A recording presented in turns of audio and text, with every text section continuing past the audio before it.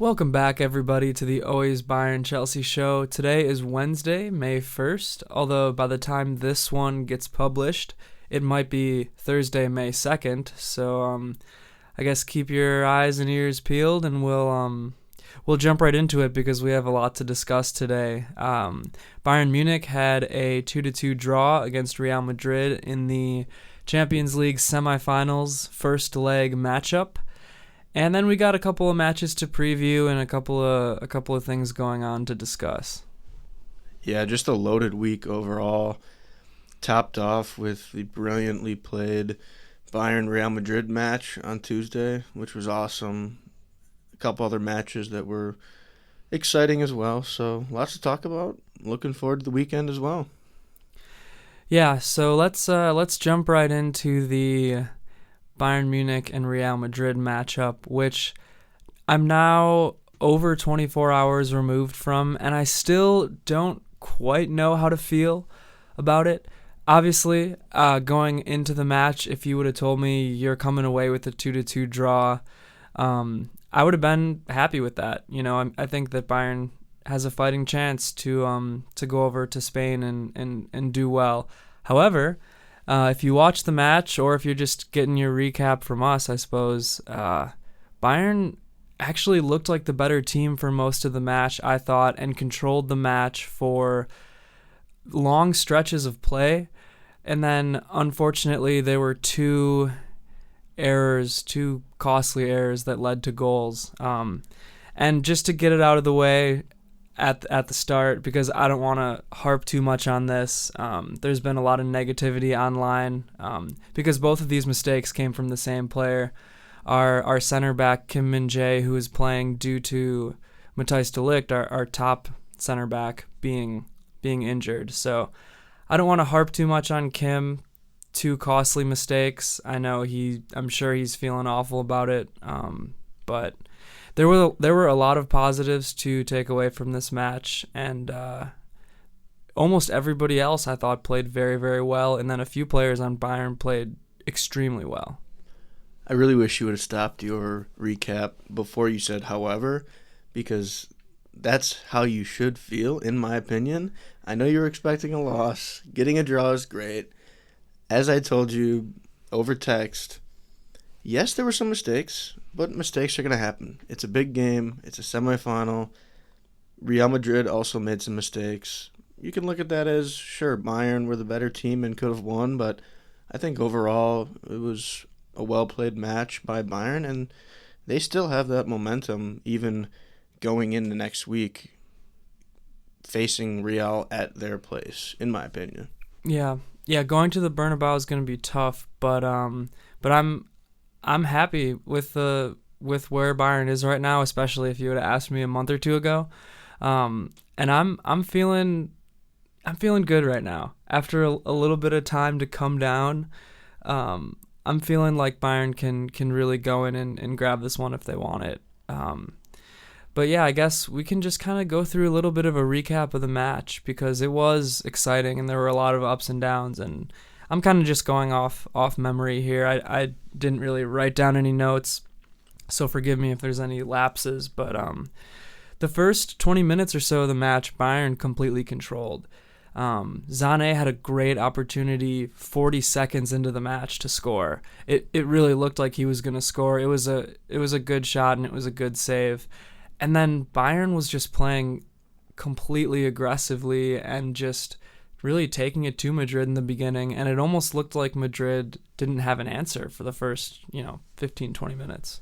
Madrid looked like the exact team that played Man City, and against a team like Man City, you're going to be more defensive, and City's going to dominate the game, and Real Madrid is always going to sit back against a team of that caliber and focus on the defense. So I was surprised that they had basically that same strategy against Bayern in those first 20 minutes because it almost looked like they didn't want to have the ball, which to me was weird. And I understand you're playing at Bayern's arena in Munich and you got that factor, but Real Madrid seems like a team that wants to be the aggressor usually and wants to take control. So for them to kind of flip that, to me, was an interesting way to start. Yeah, yeah. And then it is interesting because that is how they looked against City. And against City, it looked like Real Madrid was getting dominated. It looked like City was owning the game. But then Madrid is incredibly good at making something out of nothing. Just scoring on a quick counter, seeing one mistake, and in this case, the first goal of the match was scored by Vinicius Jr.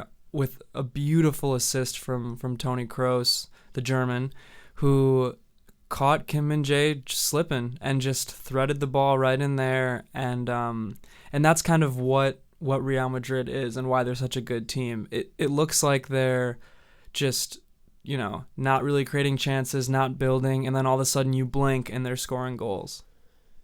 Yeah, looking back on it now, I think it makes sense why Kroos probably expected that type of run to happen because you could totally see it with the way Bayern was playing their defenders. They were so high up, and a lot of times guys like Vinny Jr. and even Jude Bellingham would be behind those center backs as Bayern would move the ball up into Real Madrid's half because Bayern's midfielders, frankly, were dominating that first 20 minutes.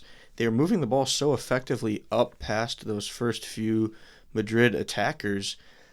So then it makes sense that when you get the ball back as Madrid, you're probably going to have a lane when one of those center backs steps up. And that's exactly what Kim did. He stepped up, just got a little too eager, whether he maybe thought there was going to be a pass that he'd steal or whatever the case was. But Toni Kroos was able to find that nice, beautiful lane and led to a crafty finish by Vinny, but a good striker will always put that one away.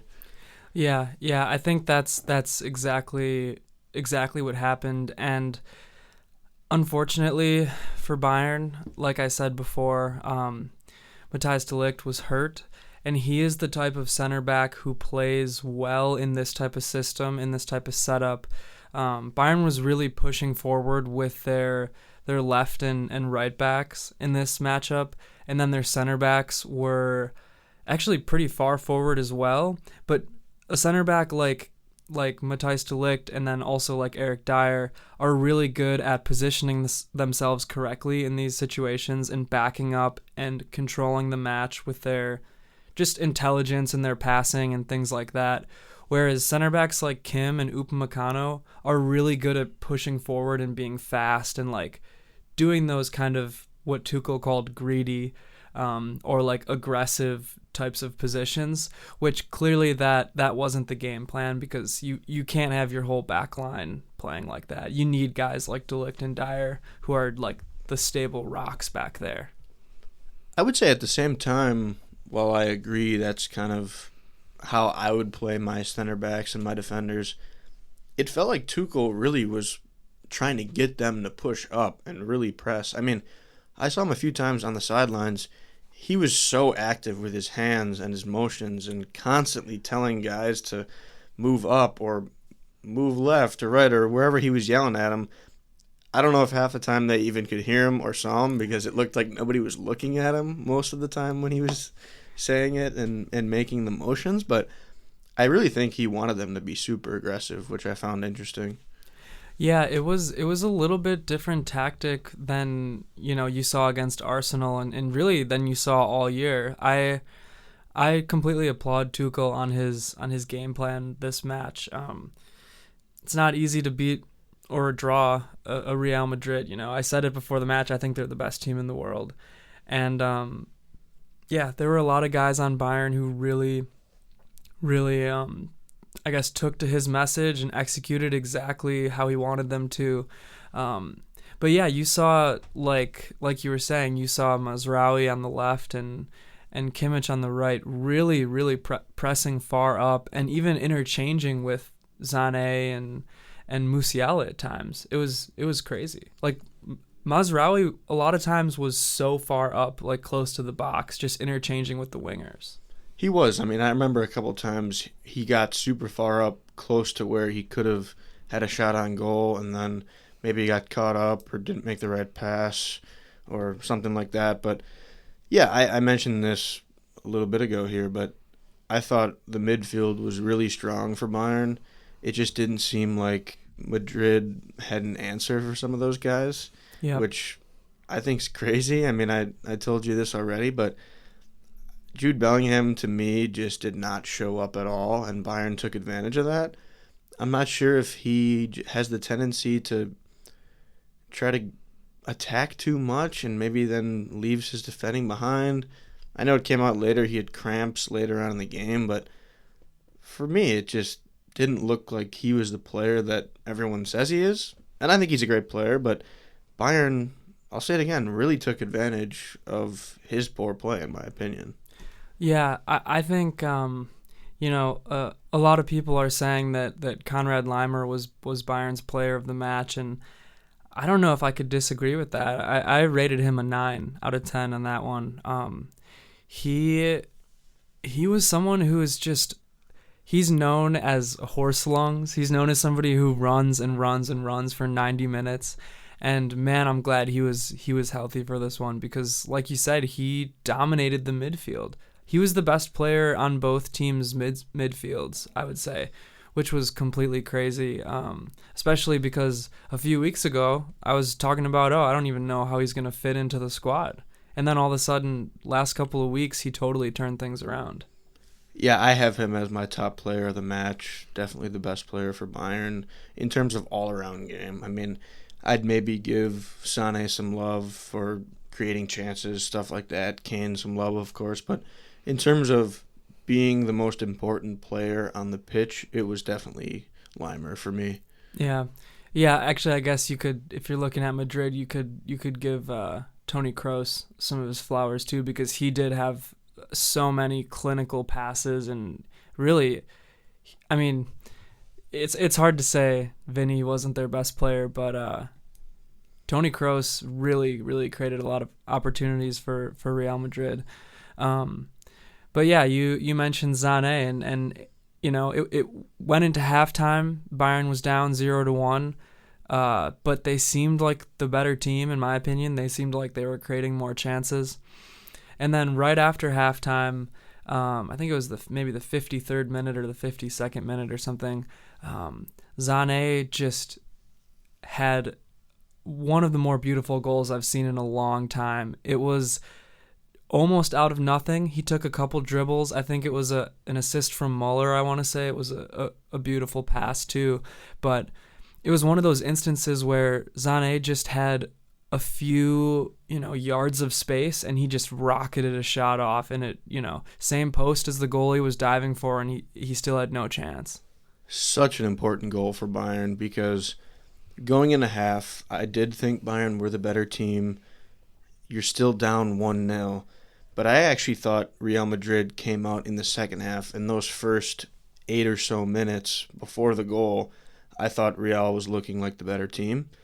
So for Muller to get that pass out to Sané in space on that right side, does a couple moves to get in and have that strike. I mean, it was so important because without that, I think Real could have potentially gone on and put another on the board, and then maybe from there they just take over. But Sané stepping up and saying, this is my time, I'm going to shine. As I mentioned in the preview pod, you're going to have players that step up and decide for themselves that they're going to be one of the heroes on the day. And that's a moment where he did it. He missed a couple in the first half, but then he said in the second half, I'm going to make this one no matter what. And that was a rocket. Yeah, I mean, I think I texted you or something when it happened, like 1,000 miles per hour or something like that, because that was a great shot. And I gotta give credit to Sané. He was our best player. I mean, maybe outside of Kane in the first half of the season. I know I've mentioned this before on the podcast, but has been dealing with injuries the whole entire second half of the season. Hadn't scored since October, and then he was creating chances this match, and he missed a couple earlier in the first half, but he didn't let that stop him. He didn't let the injuries stop him. I mean, he's hardly playing right now. He played against Arsenal, and same with Musiala. Musiala's dealing with injuries too, and I think Musiala also had a great match in a similar way. Those two are so lethal when they get just a little bit of space, and I have to give Tuchel credit because I think it was the right move to, as I always say, play Musiala on the wing, and then Zane on the wing and Muller in the middle. And it was really interesting because Muller and Kane would interchange a lot too, I noticed. And they would both kind of be facilitating and linking up the midfield and the offense and the attack. But yeah, just overall really outstanding performances from Zane, Musiala, and Kane and Muller. I just wanted to throw that out there. I thought the attack was really strong in the match, the entire match, really. And what I liked the most was how confident they looked. Even those shots that they were missing, whether you say they should have made them or not, I liked how confident they looked. You know, Musiala had a couple chances where he probably was just leaning back a little bit so he'd sky one over the net. But same with Sane, a couple. But they were confident strikes. They weren't afraid. They were willing to put shots on goal and try to attack and get into space, find their teammates. They looked connected, really connected at times. And a confident, connected attack is something that every manager wants, and that's what Tuchel was getting. Yeah, and that's when Bayern is so good, if you ask me, when they're playing exactly like they did against Madrid, when that attack is firing on all cylinders, when Tuchel's pressing the right buttons and pulling the right levers. And then you hope that a guy like Serge Gnabry is healthy again. He played 10 minutes at the end, but you hope he's more healthy for the second leg. I don't think Kingsley Coman's going to be healthy for the rest of the year, but you get guys like that in there, and that's when Bayern's attack becomes so dangerous. But yeah, I also wanted to bring it back. You mentioned some of Zane's near misses, and Kane had a bunch of those too. Kane had a bunch of really close, really good shots in the first half. He had a free kick that he just narrowly missed, kicked it right through the wall basically. And then a little bit after Zane's second half goal, you had Jamal Musiala getting fouled, going through a couple of defenders and drawing a clear pen, and then of course it's Harry Kane stepping up and taking the pen. You have Jude Bellingham coming up right behind him, trying to talk shit to him, trying to make him miss. And then the ref having to pull him away at the last second, which was kind of bizarre, and Kane paying no attention to it at all, not even looking at him, and just burying the pen for a 2-1 lead at that point. Great finish by Kane. Great movement into the box by Musiala. I will add that it was some of the worst defending I've seen. I forget who the specific defender was for Real, but just sticking his leg out like that. I know Musiala's a fast guy, and that's why he's creating that, but just such poor defending. Super lazy. So that's kind of why my reasoning early in the pod about don't worry about these mistakes. Real made mistakes too. This is one of those huge mistakes. You almost could cancel this one out with the one that will come later in the match, but yeah, you got to take advantage of those mistakes when they come up, especially in a huge match. Bayern did take advantage, and for a while you're thinking, all right, they might win this thing 2-1. Yeah. So the important thing too that I want to mention is right after that penalty, Bayern had a handful of more chances. They didn't just slink into some defensive shell or anything like that. They kept their foots on the gas, and I'm trying to think, maybe it was Musiala had a chance. They had a couple of corners that provided really good chances. Dyer almost scored on a corner. He had a lightning fast header off of a corner, but it just went right to the keeper. And yeah, there were just, I think Mazraoui then had another chance. There were a handful. Serge Gnabry, even when he came in the last 10 minutes, had a chance. Bayern didn't back down until the 83rd minute of the match, where You have, like I mentioned earlier, another poor mistake from Kim, just an American football tackle, in the box when you had Dyer right behind him, and I don't know if Kimmich would have been able to make it in time, but yeah, it was just another mistake, unfortunately, that led to a second penalty, or I guess the second penalty of the match, first penalty for Madrid, and Vinny Jr. buried it. I mean, it was what, 2-on-5 or something when he goes into the box, and really no reason at all to tackle him that way. As you said, Dyer's there, Neuer's in a strong position to block any potential shot coming in. I mean, there was literally no reason for that foul, and you could say that after the fact.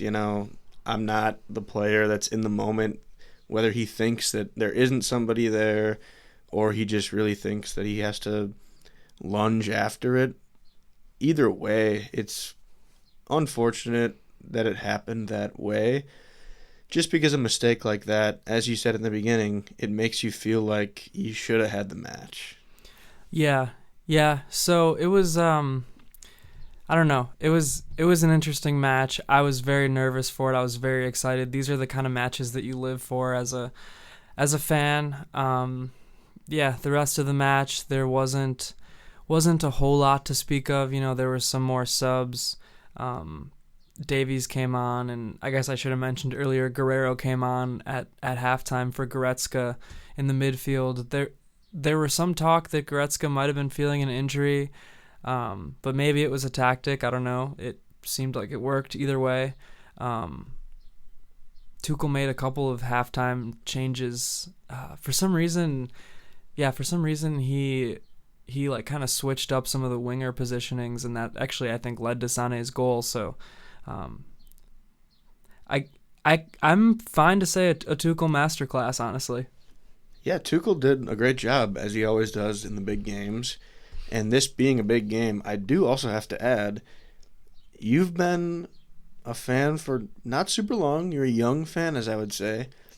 I think you need to realize that this was the biggest match of your career as a fan. 100%. So, obviously, you're going to be feeling all these emotions and the ups and downs. And on the other side of the coin, though, you're probably going to have so many more of these huge matches as time goes on in your life as a fan. So it's only going to really go up from here, I think. But yeah, going back quickly to Tuchel as well, as I said, big game Tuchel, as always, steps up, just knows what to do no matter what team he's on, has had Real Madrid's number. And I think he could have something cooked up for next week even. You never know. I mean, with a team like Bayern, crazy things can happen. Yeah, I think I think that Madrid is going to have a slight advantage, but that that's not to say that Bayern can't go in there and take it. I'm feeling good. I'll just run down my quick player ratings. I'm not really going to describe anything because we already did it essentially as we were going through. But Manuel Neuer between the sticks, solid 7. Mazraoui and Kimmich on the back line, 7 for both of them, solid. Dyer, I'm giving an 8. He was really the cornerstone of that center back pairing tonight. Kim, giving a 2 for obvious reasons. I know we have to wince at that one. I hope that Kim actually plays this weekend against Stuttgart, and I hope he gets some confidence back because while he hasn't had that great of a season so far at Bayern, he was a monster in Italy, so hopefully some of that can come back. And then in the midfield, I'm giving Leimer a 9, and Goretzka. It's hard for me to judge Goretzka because he was only in for the first half, but I think I have a 6 written down, but I might give him a 7. He didn't really do anything bad, and Bayern's midfield was great overall. I think the pairing of Leimer and Goretzka is awesome. And then Musiala, Muller, and Sané, I'm giving 8s. Kane, I'm giving a 9. And then, I have Gnabry, 7, Guerrero, 7, but they weren't in for very long, so they both just, kind of held their ground. Only one I'll disagree with there is Goretzka, just because I didn't really see a ton from him.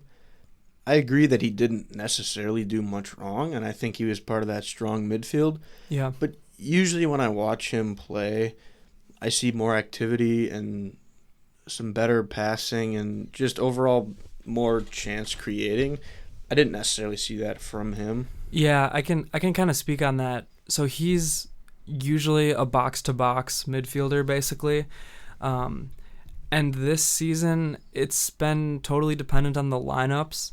This match in particular, he was much more defensive, because you kind of had Muller and Kane dropping back a little bit in that attack, and then that kind of pushed Goretzka back even farther.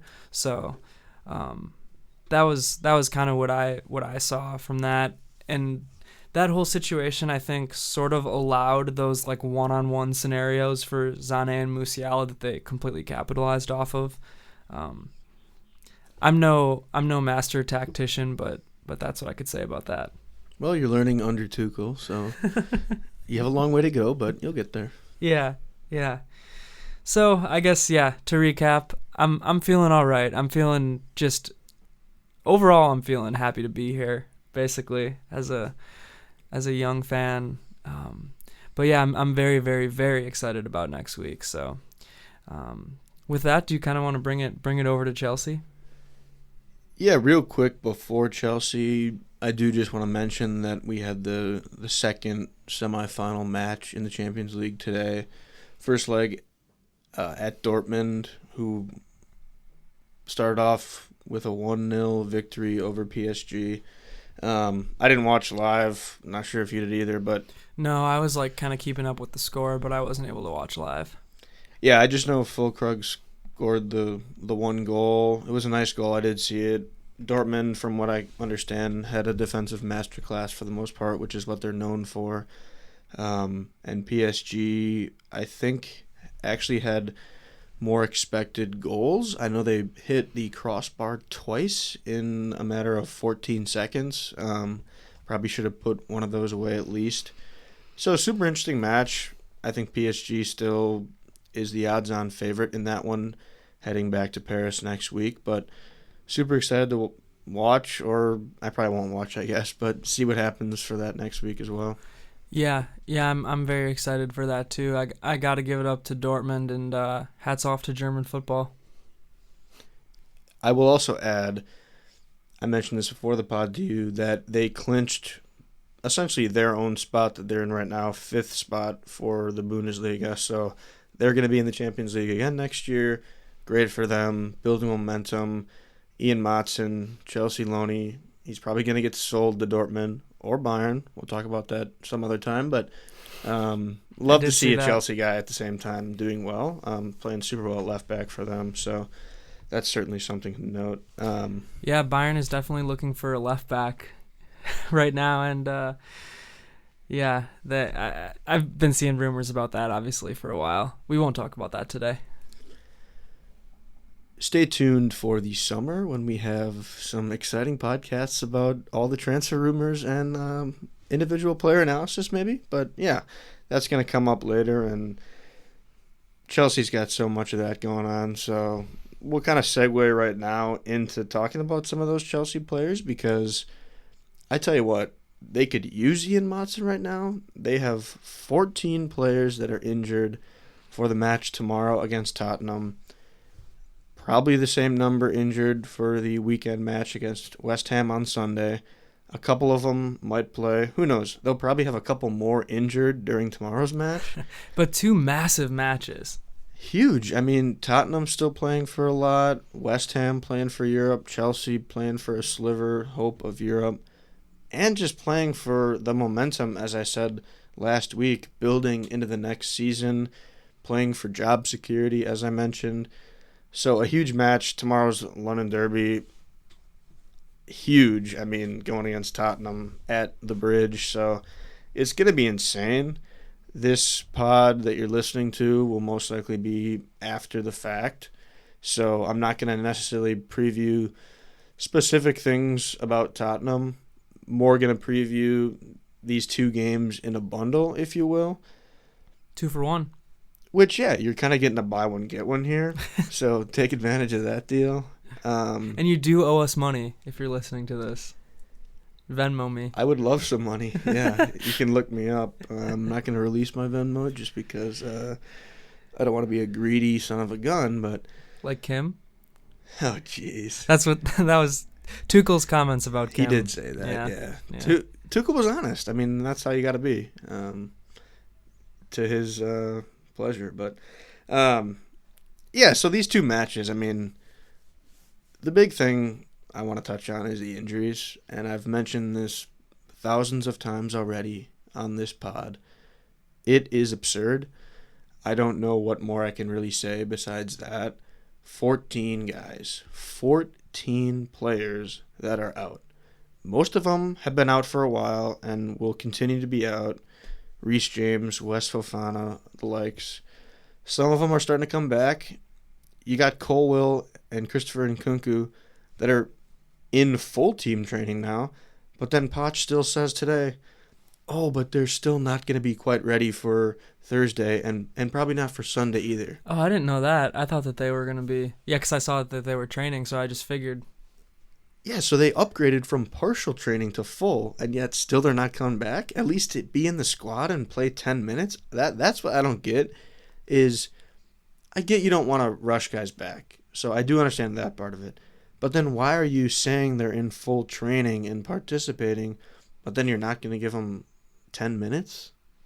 Yeah, that I don't understand. Yeah, you think that they could at least suit up or, and maybe depending on how the match goes, not even see the pitch. But like you said, 10 minutes, come on. Gnabry got 10 minutes, for crying out loud. Yeah, and Gnabry's playing for something.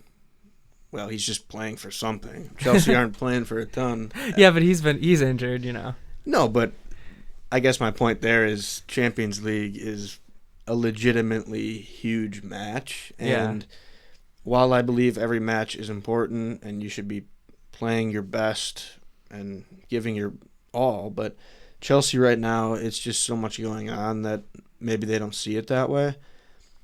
I just think the lineup that you're putting out right now, including your bench, so your entire squad on match day, there's so many academy players at this point and guys that you look at and you say, how the heck are these guys even in a match day squad? What is this, the U18 team? Pretty much. I mean, there's a lot of jokes about that because Chelsea are so young as it is. So a lot of times they'll be called a U21 team, which is legit. I mean, Palmer's under 21. So, there's a lot of guys that are great that are that young. But, yeah, you're throwing out all these super young guys. A lot of them haven't necessarily played yet. I'm leaning towards just letting some of those guys play, even if it's 20, 30 minutes. You might as well. Yeah, man, it's so tough, I guess, at this point in the season for Chelsea. There's still a glimmer of hope for European football for next year. But yeah, with those injuries, and I guess I don't envy the situation that Poch is in right now.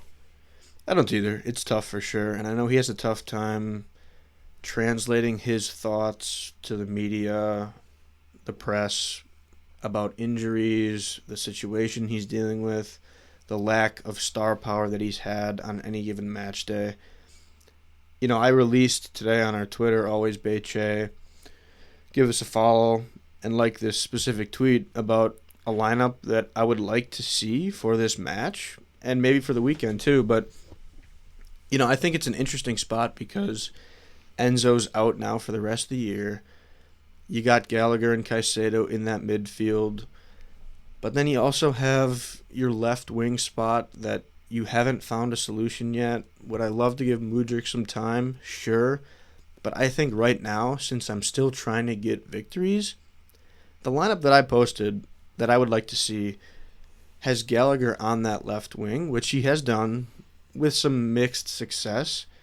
But I'd like to see Cesare Cassidy in the midfield pivot next to Caicedo, just because he's got young, fresh legs. He was playing for Leicester most of the year and was playing phenomenal. I'd just like to see that pairing, see what happens. Still have Gallagher in the game, but more attacking role. And then you put him up there with Palmer, Jackson, and Madueke, and you just see what happens. And then Caicedo and Cassidy can just really go to town, winning the ball back against Tottenham's midfield, which could be super interesting. Do you bring Mudryk in as a super sub at all? You definitely do. I mean, Cassidy, if he were to start, probably isn't playing 90 minutes. He's probably playing 65, let's say. And then you can bring Mudryk in on the left wing, push Gallagher back to that normal midfield spot that he's in next to Caicedo. The other tough part, and maybe part of the reason that I want this more defensive midfield, is your defending back four is just pretty weak right now. Silva picked up a knock. Disasi now apparently is injured again. So you're going to have Cucurella at left back, who's been poor. Benoit Badiashile at that left center back spot. He gives up easy goals every time he plays. Chalaba in that right center back, who I like, but he usually plays with Silva well. I don't know if he's had enough time with Benoit. And then Gusto's still out at the right back. You don't have Disasi to move there. You're probably putting Elfie Gilchrist once again at right back, who really isn't a great option there. There's definitely been some problems there. Yeah, that last time he started there, it wasn't good. That was the Arsenal match, I think, when they got walloped. And frankly, he's outmatched. And I think Tottenham is a different kind of beast than Arsenal, where you can take advantage of certain things Tottenham does. And you're also playing at the Bridge now, which will make a difference. But that'll be really interesting if that's the back four they go with. I think they have to, because they literally have nobody else unless you're playing academy players. Yeah. Well, I think I saw Timo Werner's out, and Tottenham might have a few more injuries, so maybe there's a chance that Chelsea can take advantage of some of that. I'm hoping for a super frantic pace Man United type match. Think back to that game where, that where was Chelsea a frantic came back. match. Yeah. Yeah, I mean, that's what I'm kind of hoping happens, just because it'll be exciting to watch, and I think Chelsea could potentially take advantage. I think Palmer could be that calming presence in the midst of all that chaos, if you will. And Tottenham at times has had matches like that. They can either be super solid or kind of random. The last time they played, Tottenham just made a few huge mistakes, ended up with 9 guys basically the entire match. And Chelsea still struggled to score on them. And eventually, Jackson had the hat trick. But you just never know with Tottenham, especially against Chelsea. It could be insane again. That's what I was going to say. I obviously don't watch a ton of Tottenham, but every time I look at the score lines, it seems like, they won 4-0. Oh, they lost 3-0, or like, I don't know. The point I'm trying to make is every time I look at the score lines, I feel like, they're right in it with a great team. Oh, they're like losing by a ton to whatever, a mid-table team. It doesn't make any sense to me. Yeah, we'll see. It'll be really interesting. Tottenham, as I said, has stuff to play for still. I think they'll fight. My official prediction, I think I put out, didn't post it yet, but was 3-3, a draw, just because I'm expecting some of that chaos. I'd love for that to be what happens from an entertainment perspective. Do I hope Chelsea wins? Of course. I just don't think they really can with the team they'll put out there. Yeah, I'm predicting a good Chelsea team today, or tomorrow, I guess. Technically today, maybe when you hear this, who's to say? But I don't know. I really don't have any sort of rhyme or reason to predict this, except for the fact that whenever I watch Chelsea, they're either great or bad. So I'm going to predict the good one shows up for some reason. I feel like these youngsters just got something to prove, or I don't know. Yeah, and I'm realizing now I've kind of previewed Tottenham a little more than expected, but I think what I've said about Chelsea, you can kind of apply to the West Ham match on Sunday as well. Yeah. And West Ham has something to play for, too. They do, right. In terms of lineups, for sure, Chelsea, I don't think those guys are getting any healthier. If anything, as I said, they'll have even less players. And if you have more than 14 injured, just play the academy guys at that point. So we'll see what happens there. But will be 2 really entertaining matches, I think, on Thursday and Sunday. I'll be pulling very hard for London to stay blue. And, the West Ham match is a London derby as well at the Bridge. So two amazing derby matches, and we'll see what happens. Well, keep your eyes on that Twitter page, because then you'll be able to see my official predictions and our official match preview, which you're going to want to see. You're always going to want to see it because the graphics team behind the scenes puts so much work into them. And, the money we pay them, it's very well spent, trust me. Yeah. Well, cool. With that, I guess I'll go over to a quick Bayern Stuttgart preview unless you have anything else you want to rip off. No, I'm really looking forward to the Bayern Stuttgart match, which I will definitely not watch. Oh, no. I'm golfing. Yeah, that's fine. Enjoy the weather, I suppose. But yeah, so actually before I talk about the match, I just wanted to say at this point, things always change, but it's looking pretty certain that Bayern is going to hire Ralf Rangnick, who I've heard it pronounced Rangnick, I've heard it pronounced Rangnick, so I don't know for sure. I'm going to say Rangnick. I have a feeling that's what it is. But it's looking pretty certain that Bayern's going to hire Ralf as their next head coach. I guess no matter what happens with Tuchel in the Champions League, Bayern's past president and the man who turned the club around in the 70s basically came out and said what I would say is lies about Tuchel. I don't want to get too far in the weeds with this right now, but he said this right before the Real Madrid match, I think basically as just a signal to the world, like, hey, no matter what Tuchel does against Madrid, he's not coming back. And I think he kind of said these things too to basically just make up Tuchel's mind for him, if that makes sense, because I know Tuchel was pretty pissed about this all too. But yeah, so Ralf Rangnick is probably going to be the next head coach of Bayern, and we'll talk more about that at a later date. And out of respect for big game Tommy Tuchel, I will not be commenting or analyzing anything about this potential manager until the season ends. I respect Tuchel too much and don't want to disgrace his name. Hey, maybe he'll come back to Chelsea if you keep talking nice about him. Enough of the fans on Twitter want him, so we'll see. Yeah. But yeah, we do have, I know it's hard to imagine this with all the Real Madrid talk, and that's where everybody's minds are at, but we do have a big-time, big league Bundesliga matchup this Saturday, May 4th, between the second and the third place currently standing teams in the Bundesliga. Bayern Munich in second place with 69 points, and Stuttgart in third place with 64 points. Stuttgart, really hats off to them. They've been having an incredible season. They are a very, very good side. And their last 5 Bundesliga matches, they have 2 wins, 2 draws, and 1 loss. Last week, notably, they drew Leverkusen, the Bundesliga champions. And they were up 2-0 for a while, but as Leverkusen does every single week, scored a couple of 80-plus minute stoppage time goals and pulled out the draw.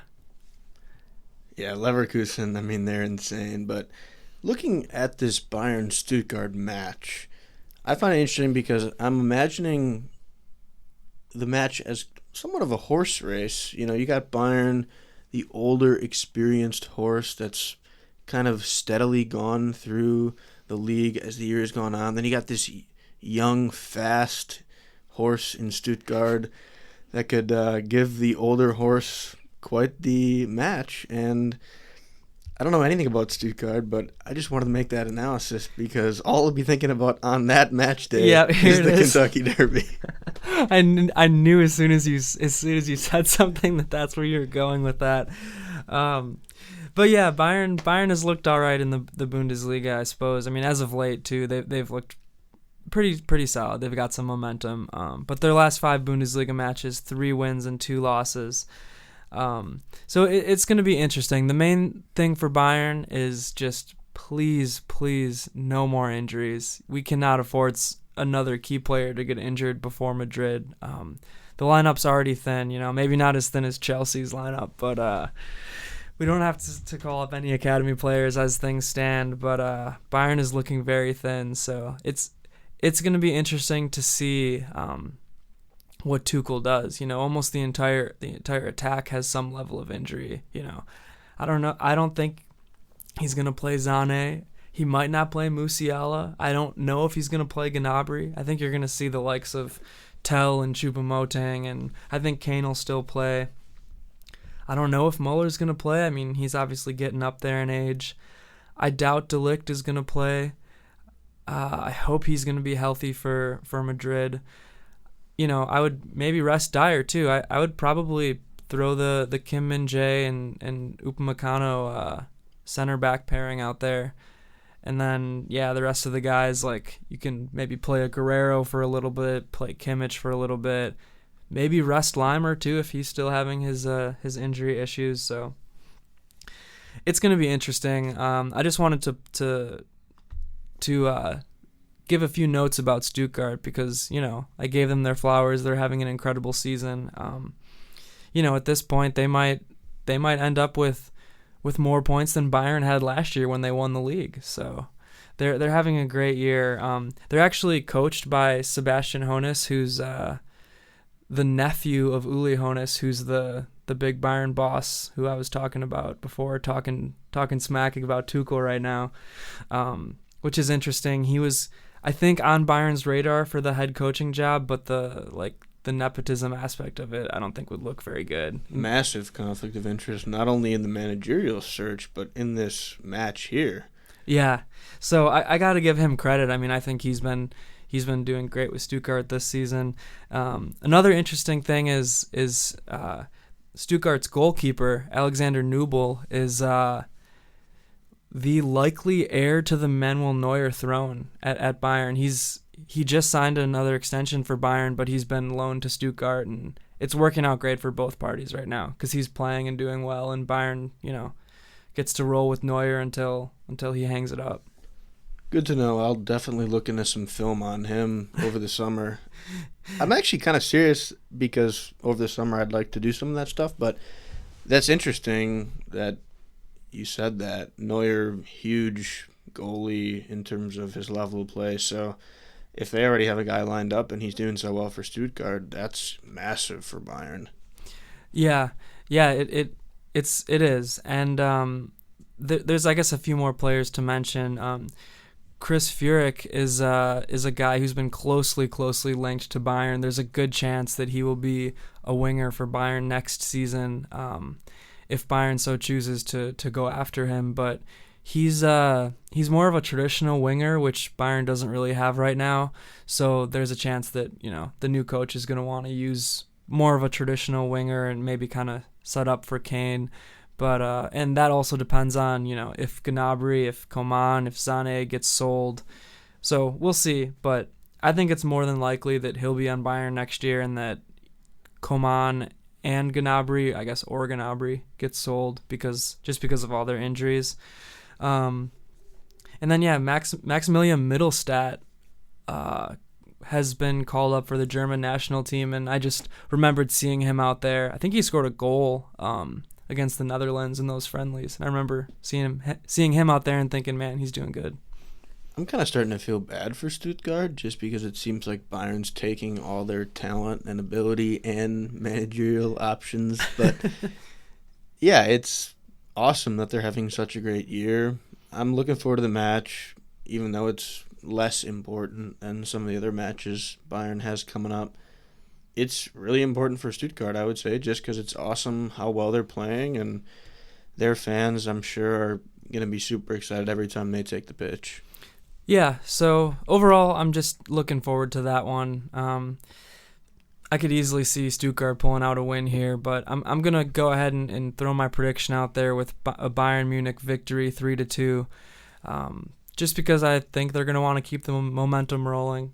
I'm going to predict no more injuries either. It's going to be a beautiful day, and no doubt will seep into the team at all.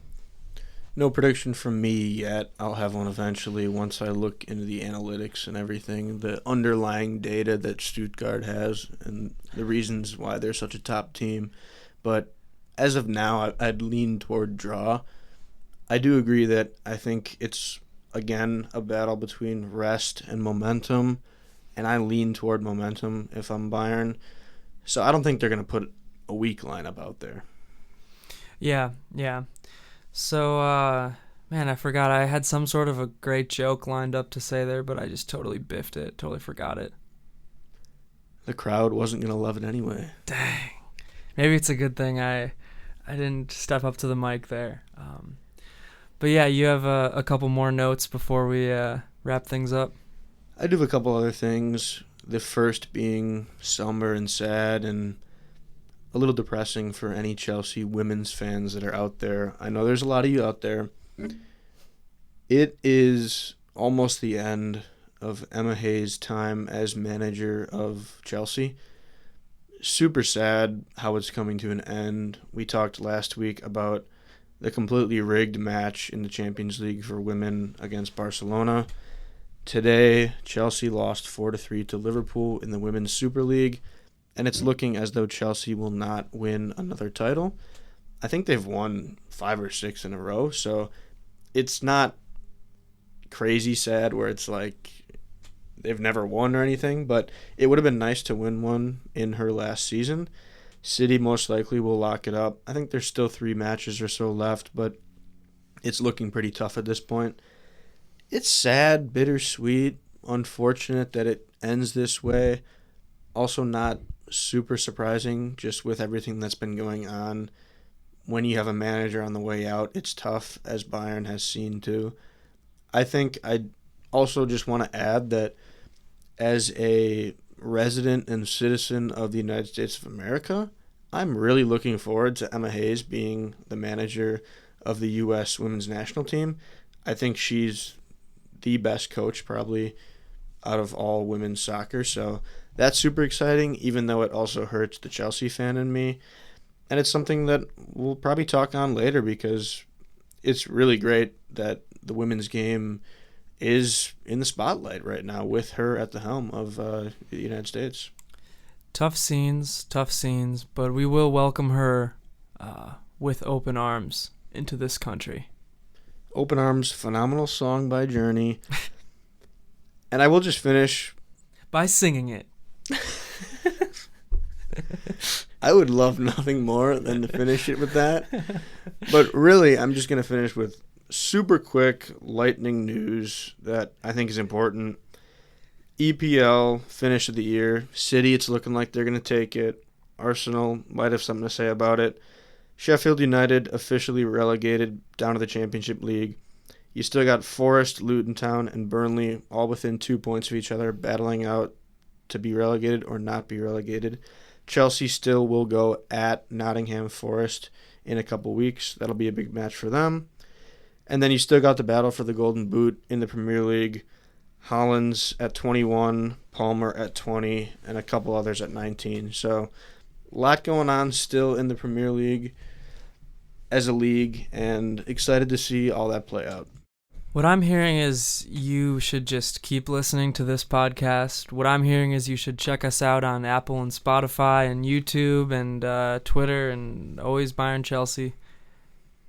And go Bayern. Up the Chelsea.